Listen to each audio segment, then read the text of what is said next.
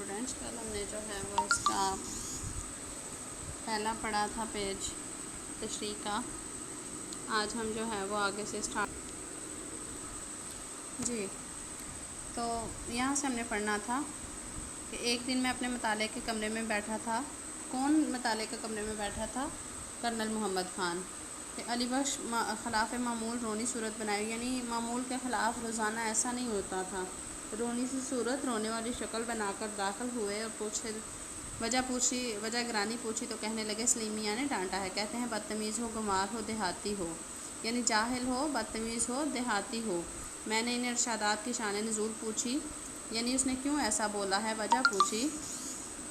تو بولا کل سلیم میاں کی غیر حاضری میں ان کے ایک دوست امجد صاحب آئے اور باہر برآمدے میں ہی آرام کرسی پر بیٹھ گئے، تو اس وجہ ان کے کہنے پر جو ہے وہ انہوں نے ٹھنڈے پانی کا گلاس پیش کر دیا. تو کافی دیر سلیم صاحب کا انتظار کرتے رہے، لیکن آخر مایوس ہو کر چلے گئے. بعد میں صاحب کو بتایا، جب سلیم میاں جو ہیں وہ گھر پر آئے تو انہوں نے بتایا تو مجھ پر برس پڑے، یعنی مجھ سے غصہ ہو گئے. اب کیوں غصہ ہوئے؟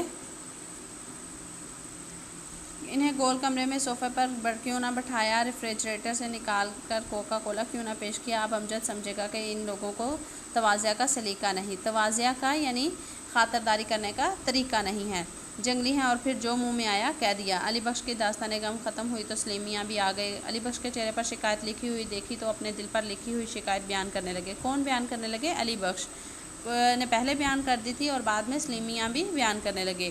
کس کے سامنے؟ کرنل محمد خان کے.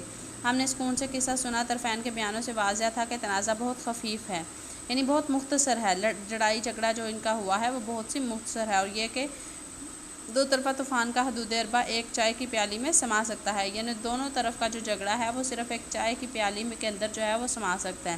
علی بخش اس لیے ناخوش تھا کہ اسے دیہاتی کہا گیا، اور سلیم میاں اس بات پر برہم تھے کہ علی بخش کی غلطی کی وجہ سے امجد نے انہیں دیہاتی سمجھا ہوگا. ہمارے نزدیک دیہاتی ہونا یا یہ سمجھا جانا ایسی ناقابل برداشت قباحت نہ تھی، یعنی ایسی بات نہیں تھی کہ اس کو جو ہے وہ برداشت نہ کیا جا سکے. چنانچہ ہم نے ہنسی میں دیہاتی پن کے فضائل بیان کرنے، یعنی اس کی فضیلت بیان کرنا شروع کر دی، اور اس بلاغت کے ساتھ کہ سلیم اور علی بخش دونوں مسکرا دیے اور باہم راضی ہو گئے. باتوں میں ہم انہیں ایک دیہاتی کا قصہ سنانے لگے. اب جو قصہ اس نے دیہاتی کا سنایا تھا، اصل میں وہ قصہ کرنل محمد خان نے اپنا سنایا تھا کہ وہ ایک دیہاتی تھے اور کس طرح سے جو ہے وہ انہوں نے یہاں پر شہر میں آ کے جو ہے وہ زندگی گزاری. سلیم اب دیکھیں کہ سلیم جو ہے وہ کیا کرتے ہیں تو ان کی بات پر ایک تھا لڑکا جو اپنے گاؤں سے پرائمری پاس کرنے کے بعد شہر کے ہائی اسکول میں جا داخل ہوا. اپنے گاؤں میں تو وہ چھوٹا موٹا چودھری یا چودھری کا بیٹا تھا، لیکن تھا ٹھیٹھ دیہاتی یعنی پکا خالص دیہاتی تھا. پہلے دن کلاس میں گیا تو ننگے سر پر صافہ باندھ رکھا تھا. صافہ یعنی پگڑی جو ہے وہ باندھی ہوئی تھی، بدن پر کرتا اور پاؤں میں پوٹھواری جوتا. ماسٹر جی نے شلوار پہننے کو کہا تو دھیمی آواز میں بولا، او خدا، ستھن تے کڑیاں پاؤندیاں نے. اب ستھن کسے کہا جاتا ہے؟ شلوار کو کہا جاتا ہے. تو اب انہوں نے جو ہے وہ پنجابی میں کہا تھا اس بات کا کہ پرانے زمانے میں جو ہے وہ لڑکے جو تھے وہ دیہات کے جو اصل میں لوگ ہوتے تھے وہ صرف وہ لاچے ہی پہنا کرتے تھے، تہمت جسے کہتے ہیں، ٹھیک ہے، تہمت جو ہے وہ باندھا کرتے تھے.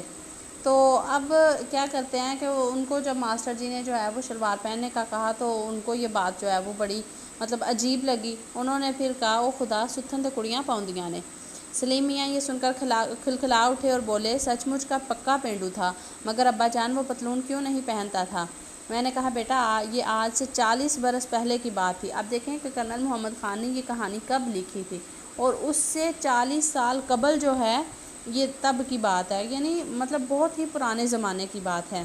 ان دنوں اگر ماسٹر جی خود بھی پتلون نہیں پہن لیتے تو شہر کے کتے انہیں ولایت پہنچاتے. ولایت یعنی وہ باہر کا سمجھتے تھے کہ پردیس کا آدمی ہے، کہ وہ کسی یورپ سے آیا ہوا ہے. سلیم میری بات پوری طرح سمجھے بغیر ہنس دیے. بوڑھا علی بخش پوری طرح سمجھ کر مسکرایا. ہم نے کہانی جاری رکھی. ان دنوں پتلون پوش حال ہی یعنی کہیں نظر آتے تھے، مگر مثلا سارے اسکول میں ایک سیکنڈ ماسٹر صاحب تھے جو سوٹ پہنتے تھے. لڑکے انہیں جینٹل مین کہا کرتے تھے. لاہور میں تعلیم پائی وہیں کے رہنے والے تھے. ہر فقرے میں 2-3 لفظ انگریزی کے بولتے تھے. اور لڑکے رشک سے مرنے لگتے تھے کہ آدمی خوش مزاج تھے، ہاکی کے کھلاڑی تھے اور شکار کے شوقین تھے۔ ایک دفعہ دسمبر میں شکار کرتے کرتے اسی دیہاتی لڑکے کے گاؤں جا نکلے۔ رات ہو رہی تھی، آپ نے اس کے ہاں ٹھہرنے کا فیصلہ کیا اور ان کے دروازے پر جا دستک دی۔ لڑکے نے اچانک ماسٹر جی کو گھر کے دروازے پر دیکھا تو ایک لمحے کے لیے چکرا سا گیا، یعنی پریشان سا ہو گیا۔ ماسٹر صاحب نے کئی دفعہ مذاق میں تو کہا تھا ان کو کہ ایک دن ہم چھوٹے چودھری کے مہمان بنیں گے۔ ماسٹر جی اسے چھوٹا چودھری بھی مذاقاً ہی کہا کرتے تھے، لیکن چھوٹے چودھری کو توقع نہیں تھی، امید نہیں تھی کہ ماسٹر جی جو ہیں وہ سچ مچ جو ہیں وہ اس کے گھر آ جائیں گے۔ ماسٹر جی مذاق کو مذاق کی حد تک ہی رکھیں گے، مگر آج وہ حد پھلانگ کر اس کے روبرو آ کھڑے ہوئے، یعنی اس کے سامنے کھڑے ہو گئے تو چھوٹے چودھری کو میزبانی کے بغیر چارہ نہ تھا۔ میزبانی کا یعنی ان کی خاطرداری کرنے کے علاوہ کوئی چارہ نہ سوجا۔ یہ نہیں کہ چھوٹا چودھری یا اس کے گھر والے مہمان نواز نہ تھے، ایسا نہیں تھا کہ وہ ان کو خاطرداری کرنی نہیں آتی تھی، انہیں صرف اس بات کا یقین نہیں تھا کہ ان کی مہمان نوازی ماسٹر کی موافق بھی آئے گی یا نہیں، یعنی ان کے پسند بھی آئے گی کہ نہیں۔ بہرحال انہوں نے اپنی تواضع کی ابتدا کی، یعنی خاطرداری کی ابتدا کی شروعات کی۔ چھوٹا چودھری اور اس کے بڑے بھائی ماسٹر جی کو بصد تعظیم اپنی چوپال میں لے گئے۔ چوپال کے 2 حصے، چوپال بیٹھک کو کہا جاتا ہے، ڈرائنگ روم کو کہا جاتا ہے، جس کے آج کل ہم جو ہے وہ ڈرائنگ روم کہتے ہیں۔ اب دیکھیں کہ پرانے زمانوں کی جو ہے وہ ڈرائنگ روم کیسی ہوتی تھی۔ چوپال کے 2 حصے تھے، ایک میں گھوڑی بندھی ہوئی تھی اور دوسری کے عین مرکز میں آتش دان یعنی آگ جلانے والے تھا، جس کی آگ کے شعلے اور دھواں بیک وقت بلند ہو کر چوپال میں روشنی اور تاریکی پھیلا رہے تھے۔ آتش دان کے ارد گرد خشک گھاس کا نرم اور گرم فرش تھا، جسے مقامی بولی میں ستھر کہتے ہیں۔ ستھر کہتے ہیں جو آپ یہ مونجی کی جو فصل ہوتی ہے اس میں سے جب آپ مونجی نکال لیتے ہیں تو باقی جو اس کا نیچے والا حصہ رہ جاتا ہے تو اس کا جسے پنجابی میں جو ہے وہ پرالی بولا جاتا ہے، ٹھیک ہے، تو اس کو جو ہے وہ ستھر کہتے ہیں۔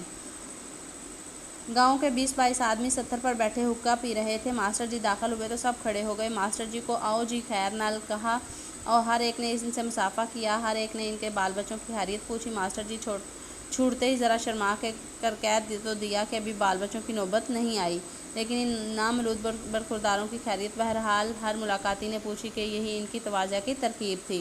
اب ان کے بچے نہیں تھے، لیکن گاؤں کے لوگوں کو جو ہے وہ اس بات کا نہیں پتہ تھا، لیکن ماسٹر جی جو ہے وہ شرم کے مارے جو ہے وہ کہہ دیا کہ ٹھیک ہے، ابھی ان بچوں کے بارے میں بھی کہہ دیا جو پیدا ہی نہیں ہوئے تھے۔ برخورداروں کی خیریت بہرحال ہر ملاقاتی سے پوچھی تو ان کی یہی ترکیب تھی تواضع کرنے کی۔ چونکہ ماسٹر جی نے پتلون پہن رکھی تھی، لہٰذا فرش پر بٹھانے کی بجائے ان کے لیے رنگینی چارپائی بچھائی گئی۔ یہاں تک آج کریں تو اگلی ہم انشاءاللہ جو ہے وہ صبح کریں گے۔ اس میں سے ایک پیرے کے آپ نے جو ہے وہ ریٹن ہوم ورک بھی کرنا ہے۔